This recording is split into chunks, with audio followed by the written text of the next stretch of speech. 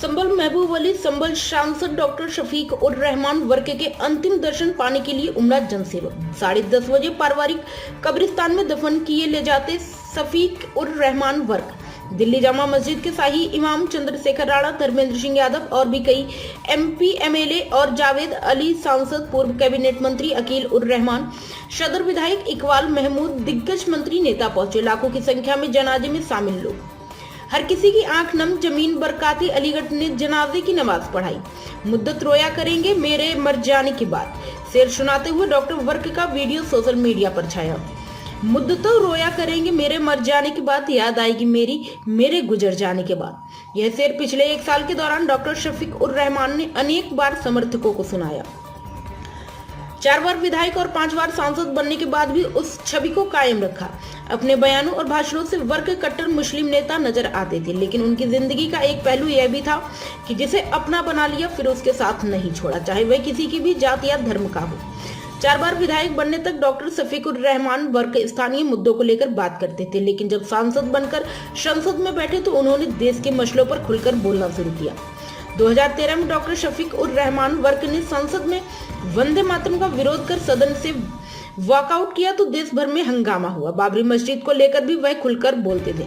पिछले दिनों यह चर्चा चली कि क्या इस बार फिर से वर्क चुनाव लड़ेंगे या फिर ज्यादा उम्र की वजह से अब सक्रिय राजनीति से संन्यास ले लेंगे। जब डॉक्टर शफीक उर रहमान वर्क से पूछा गया तो उन्होंने कहा कि चुनाव लड़ूंगा और पहले से ज्यादा वोट से जीत कर दिखाऊंगा। पार्टी में उनका विरोधी खेमा टिकट कटवाने के लिए जुटा रहा, लेकिन सपा अध्यक्ष अखिलेश यादव ने पहली ही सूची में उन्हें फिर से संभल सीट से सपा का उम्मीदवार घोषित किया था।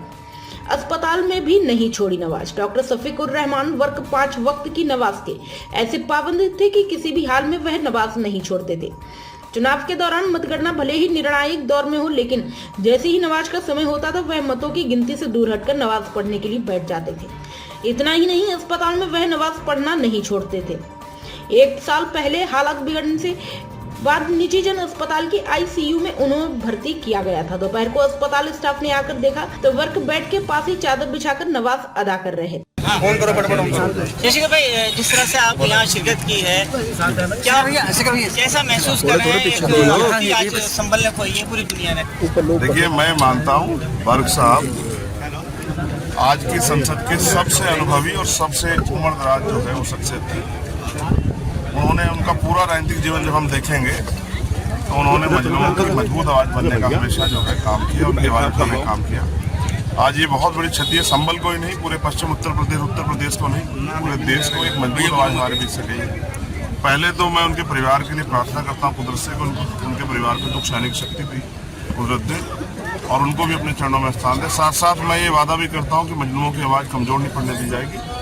ये भी जो है हम यहाँ संभल की धरती से संकल्प लेते हैं कि उनकी आवाज़ को मजबूती से हम लोग जो है उठाने काम करें। 2024 का चुनाव आ रहा है सर, चुनाव आते जाते रहेंगे साहब, बताइए इतने मजबूत साथी चले गए। तो आज चुनाव पे तो यही कहूँगा कि पहले तो आज उन्हीं के जो है आज शुक्र खाक हो रहे हैं, तो उनके बहुत सारे लोगों में तकलीफ है।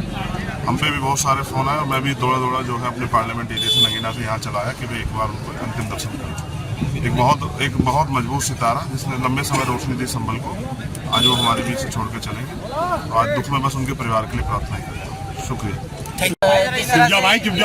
सर, जिस तरह से समाजवादी पार्टी ने कदम नेता खोया है, हर किसी की आंख नम है, इस बीच क्या कहना चाहते हैं, क्या महसूस कर रहे हैं?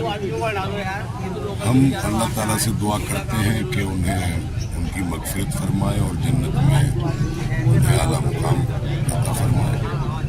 उनके परिवार के लोगों को, उनके मुतालिकीन को सब्र अता फरमाए और उनके बेवाक तरीके को हम लोग अपने जीवन में अनुसरण करें, खासतौर से राजनीतिक कार्यकर्ता और समाजवादी पार्टी के कार्यकर्ता। यही मैं कहना चाहूँगा।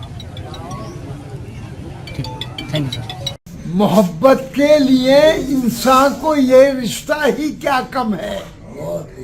मोहब्बत के लिए इंसान को ये रिश्ता ही क्या कम है कि वो काला है या गोरा, मगर औलाद आदम है। सब हज़रत आदम की औलाद है, सब आप भी सब।